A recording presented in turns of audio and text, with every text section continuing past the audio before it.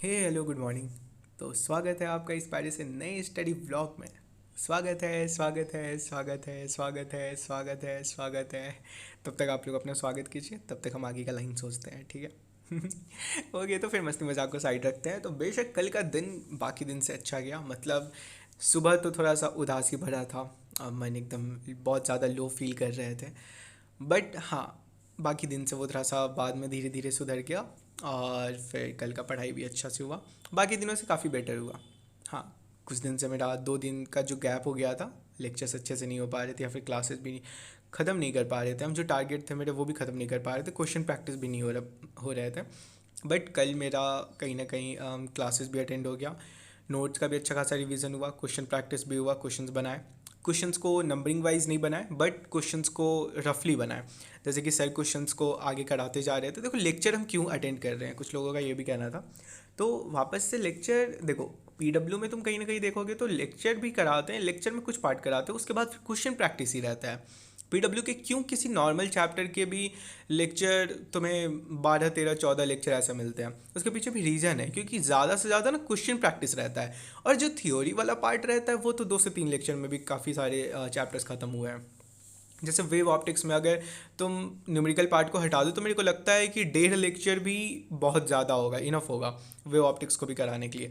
But क्यों है, उसमें भी 4 है, उसके अलावा फिर उसमें 3 3 घंटे के लेक्चर्स डाले गए हैं। फिर रे ऑप्टिक्स है तो उसमें बहुत सारे न्यूमेरिकल्स हैं, तो इन सब की वजह से कहीं ना कहीं लेक्चर थोड़ा सा एक्सपेंड हो जाता है। और इसलिए हम भी लेक्चर्स को देख रहे हैं, क्योंकि लेक्चर्स में सर क्वेश्चन करा रहे होते हैं। तो सर जैसे क्वेश्चन कराएं तो उसके बाद फिर हम भी उसको बनाते हैं। कहीं ना कहीं वो रिवीजन भी हो रहा है, साथ में क्वेश्चन प्रैक्टिस भी हो रहा है, और तो और एक रिकॉल भी हो जा रहा है, क्योंकि फॉर्मूला भी तो सर बीच में बता रहे हैं, चीज़ों को फिर से वापस से याद भी तो दिला रहे हैं, तो वो सब कुछ याद भी आते जा रहा है। तो इसका फ़ायदा है। काफ़ी लोग कहते हैं कि यार एक बार तो देख लिया, अब क्या देखना। हाँ, बात सही है, दोबारा देख करके कहीं ना कहीं एक टाइम वेस्ट तब होता है जब हम फिर से टॉपिक्स को ही पढ़ रहे होते हैं। बट वहाँ पे न्यूमेरिकल पार्ट हो रहा है, केमिस्ट्री में भी न्यूमेरिकल पार्ट हो रहा है, केमिस्ट्री में भी सर्विस सर बहुत सारे न्यूमेरिकल्स करा रहे हैं। अब अगर ऑर्गेनिक में जाएंगे तो वहाँ पर भी रिएक्शंस करा रहे होंगे। तो उन सबको देखना या फिर उन सबको एक बार रिवाइज कर लेना कुछ गलत नहीं है, क्वेश्चन प्रैक्टिस करना कुछ गलत नहीं है। वो मेरे को नहीं लगता कि वो टाइम वेस्ट है, इसलिए ये चीज़ कर रहे हैं। और ये चीज़ एक आगे वाले टाइम पे आपको भी शायद कहीं ना कहीं फ़ायदा देगा, अगर आप भी क्वेश्चन प्रैक्टिस ज़्यादा करते हो, ठीक है।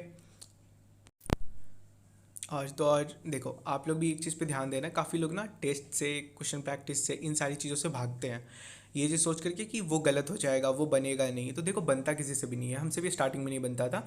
हम सॉल्यूशन देख लेते थे, ठीक है। अभी भी जो क्वेश्चन नहीं बनता ना, हम सॉल्यूशन देख लेते हैं, दोबारा तिबारा बार बनाते हैं। देखो, कोई भी एक चैप्टर है ना, चैप्टर के अंदर में मानते हैं कि भाई कितना भी तरह का अलग अलग वैरायटी वैरायटी का क्वेश्चन होगा, कितना वैरी कर सकता है एक चैप्टर में। भाई मान लेते हैं 100 तरह का क्वेश्चन होगा, अलग अलग पैटर्न, अलग अलग न्यूमेरिकल, 100 तरह के, मतलब 100 पैटर्न होंगे उसके। भाई उसके बाद तो जो भी क्वेश्चन आएगा वो सब तो बस वैल्यू बदला होगा या फिर थोड़ा सा वर्ड्स चेंज होगा, यही चीज़ होगा ना। नहीं तो भाई जितना फॉर्मूला है उसी फॉर्मूला के बेसिस पे ना सारे क्वेश्चंस बनाए गए होंगे, तो फार्मूला को यूज़ करना है। तो देखो, उससे ज़्यादा पैटर्न क्रिएट ही नहीं हो सकता है एक चैप्टर में, सारे चैप्टर में सिमिलर है। तुम्हें बस मूल कंसेप्ट में हमको लगता है सबसे ज़्यादा वैरी करने वाला न्यूमेरिकल चीज़ है। और मेरे को लगता है उसमें भी 100 से 150 पैटर्न ही शायद बनते होंगे, 150 भी नहीं, हमको लगता है 100 110 मैक्सिमम होंगे क्वेश्चन के पैटर्न, उससे ज़्यादा उसको तोड़ा मरोड़ा जा ही नहीं सकता है। इसी के लिए तुम सारे क्वेश्चंस को प्रैक्टिस करो। तुम उन्हीं सारे क्वेश्चंस को जो नोट्स में है, जो तुम्हें डीपीपी में मिले हैं, उन सारे क्वेश्चंस को प्रैक्टिस करो। इससे तुम्हारे साथ में क्या होगा ना, कि तुमको आइडिया लग जाएगा कि कहाँ पर क्वेश्चन जब कुछ पूछ रहा है, जो निकालने के लिए बोल रहा है, वहाँ पे कौन सा फॉर्मूला लगाना है, किस तरीके से उसको हैंडल करना है, ठीक है।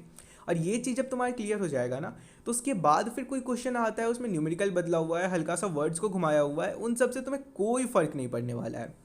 उन सारी चीज़ों को तुम हैंडल कर लोगे, ठीक है। उसके बाद फिर क्वेश्चन है तो तुम फेस कर पाओगे, उसको बना पाओगे, तुम्हें कोई प्रॉब्लम नहीं आएगा, हम सच्ची बता रहे हैं।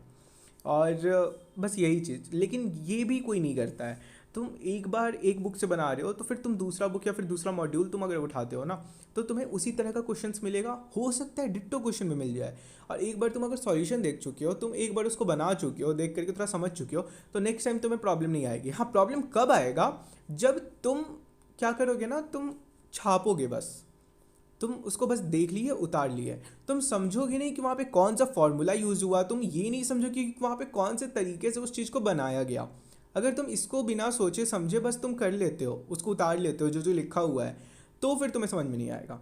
सॉल्यूशन देख करके बनाने का मतलब है कि तुम चीज़ों को समझो, क्या फार्मूला यूज़ हुआ, क्यों फार्मूला यूज़ हुआ, और किस स्टेप पे कौन सा फार्मूला यूज़ करना है। ये सारी चीज़ों को जब तुम समझ जाओगे ना, तो नेक्स्ट टाइम जब वो क्वेश्चन तुम्हारे पास में आएगा तो तुम शायद 100% नहीं, बट 30 भी नहीं यार, तुम आराम से 70 to 80% क्वेश्चन को सॉल्व कर पाओगे। ठीक है, तुम्हें पल्ले पड़ रहा होगा क्वेश्चन, समझे।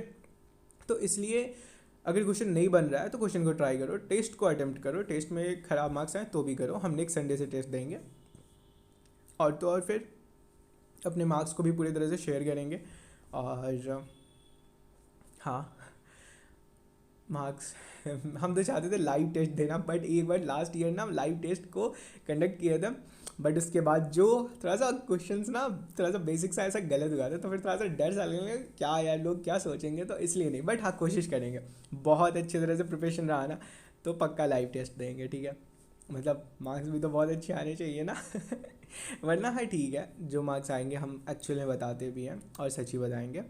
जस्ट टेस्ट खत्म होता है, हम उसके बाद फिर कंप्यूटर घुमा देते हैं। हाँ, उससे ये चीज़ क्लियर नहीं होता है कि कौन कौन से क्वेश्चन गलत हुए हैं, बट एक्चुअल पार्ट तो पता चलता ही है। तो हाँ, कुछ लोग पूछ रहे थे कि टेस्ट कब देने वाले हो, तो इसलिए ये पार्ट भी क्लियर कर दिया। ओके, तो चलिए ठीक है, आप लोग भी अच्छे से पढ़ाई करो यार, टेस्ट सच्ची में अटेम्प्ट करो। और आज जिनका टेस्ट है उनको ऑल दी वेरी बेस्ट, भाई लोग और बहन लोग जो भी हो और थैंक यू यार कल के कमेंट्स के लिए भी। चलो ठीक है, अच्छे से पढ़ाई करो, आप लोग भी हंसते रहो, खेलते रहो, मस्ती करते रहो। और थोड़ा सा ज़्यादा परेशान होना तो यार कुछ देख लो यार, सच्ची में परेशान मत रहो। All the very best, Tata.